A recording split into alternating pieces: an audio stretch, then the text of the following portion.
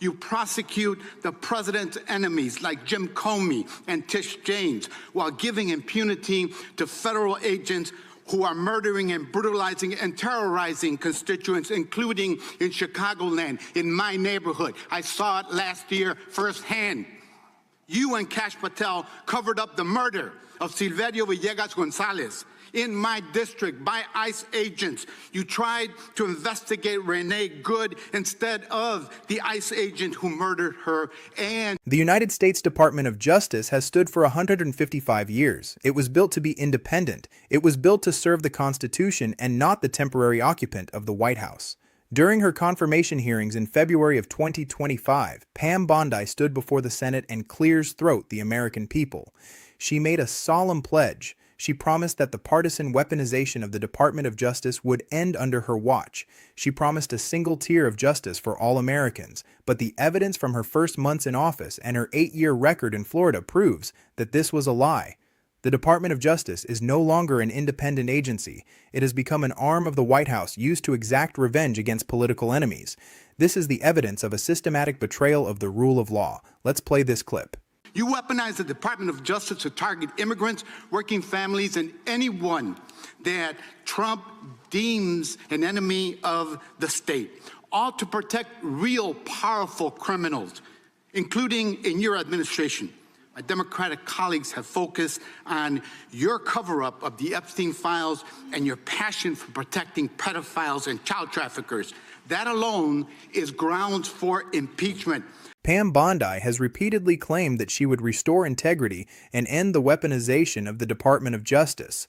That is a lie. Since taking office, Bondi has presided over the most convulsive transition of power in the history of the department. She has not ended weaponization. She has institutionalized it. She has used the power of federal indictments to target the personal enemies of the president only days after the president demanded their prosecution on social media. She has replaced the fair application of the law with a vision where the law serves the whims and desires of the president. This is not the restoration of integrity. This is the transformation of the Justice Department into a tool for political vengeance and authoritarian control. Let's play this clip. Cook County and Illinois. You directed prosecutors to prioritize low-level immigration cases while gutting enforcement against corporate criminals and public corruption. You revived draconian law of 1798, which should be repealed to illegally send people to a torture prison in El Salvador. The lie was defined during Pam Bondi's confirmation hearings in early 2025.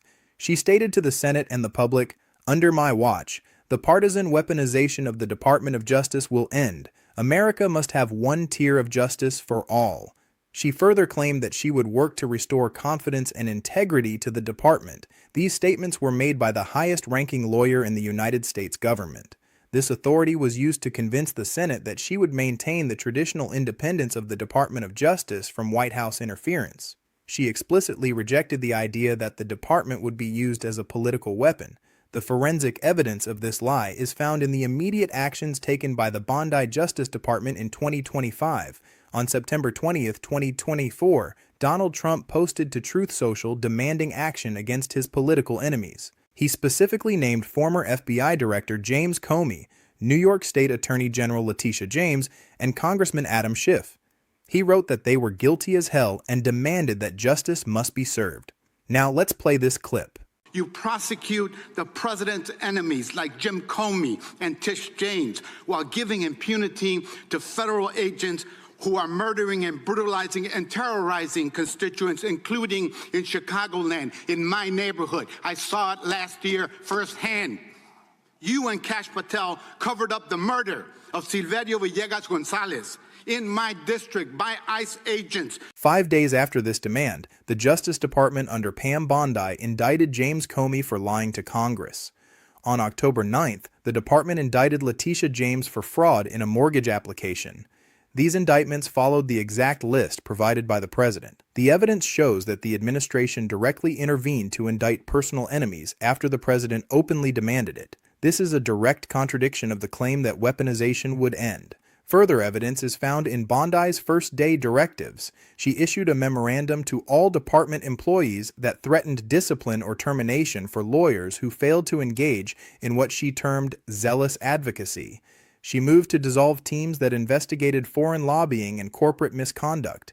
She ended diversity, equity, and inclusion programs, and moved to defund sanctuary cities.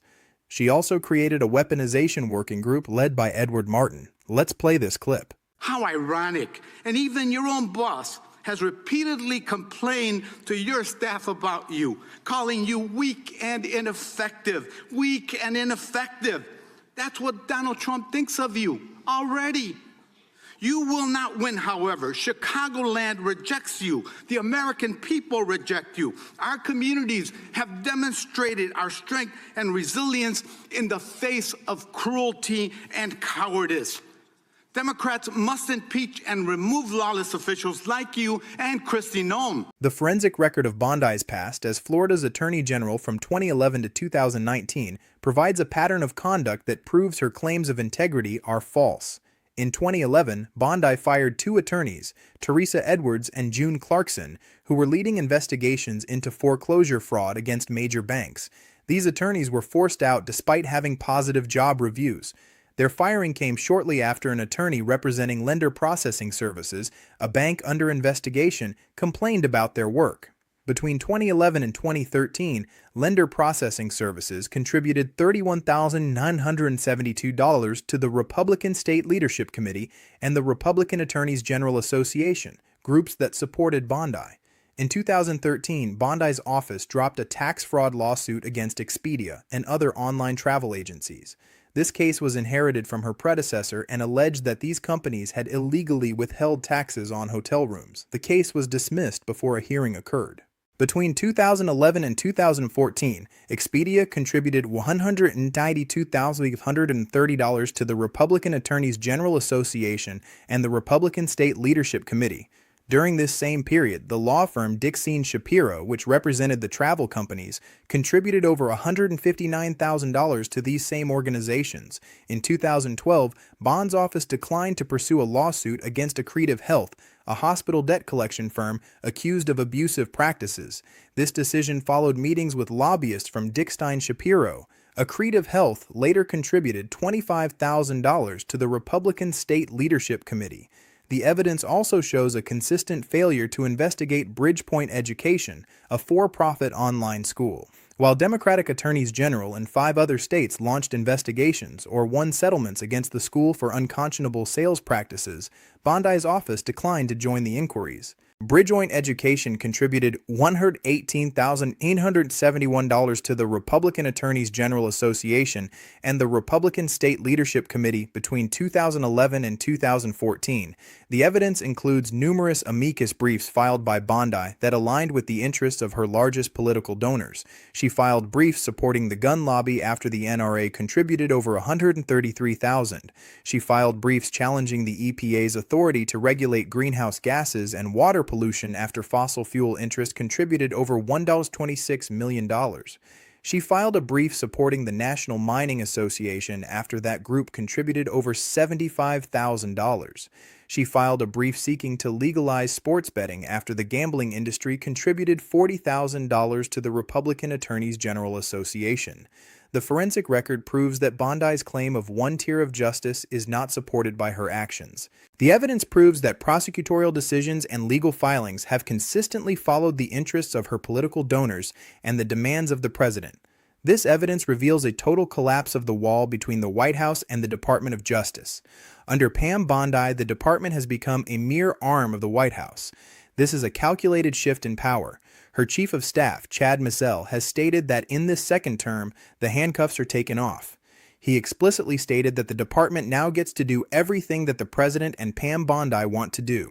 This is an analysis of control. The president uses his public platform to demand the arrest of his enemies, and the attorney general uses the machinery of the state to fulfill those demands. The traditional independence of the Justice Department was established in the post-Watergate era to protect against this exact type of corruption.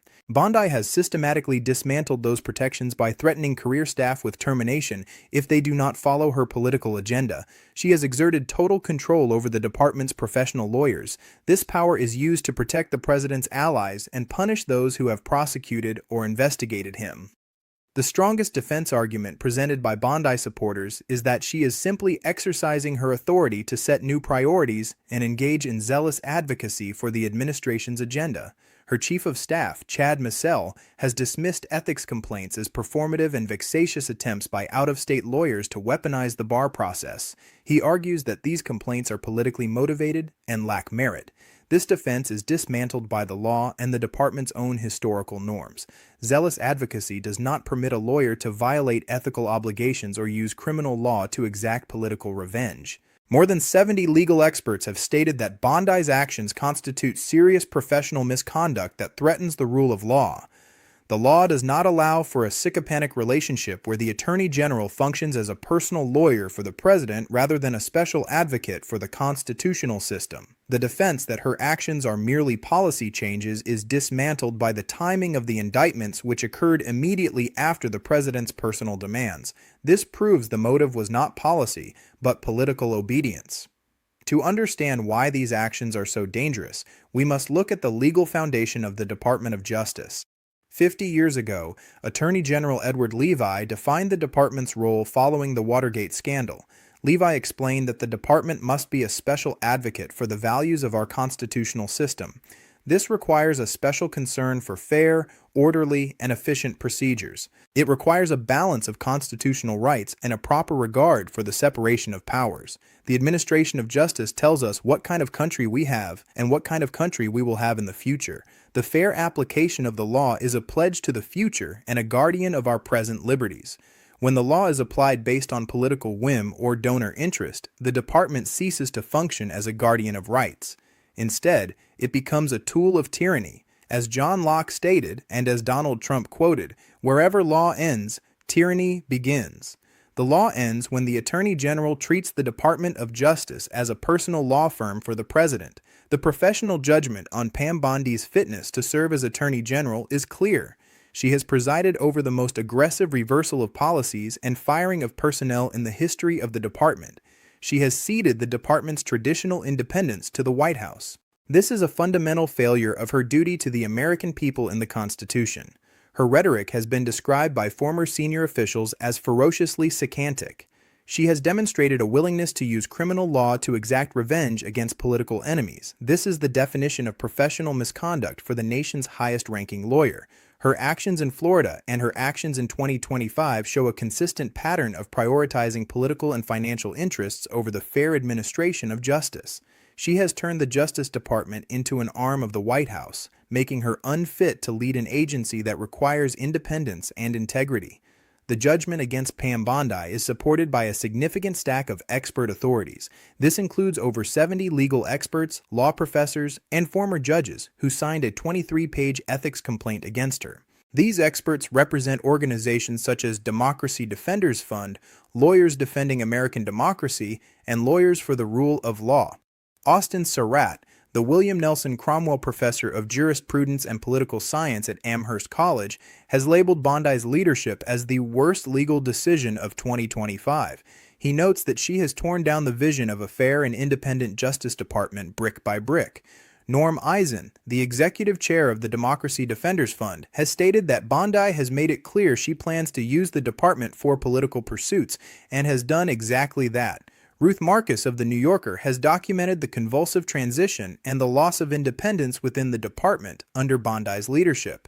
These experts all conclude that Bondi's actions threaten the rule of law and the administration of justice throughout the country. Institutional accountability for these actions is currently failing.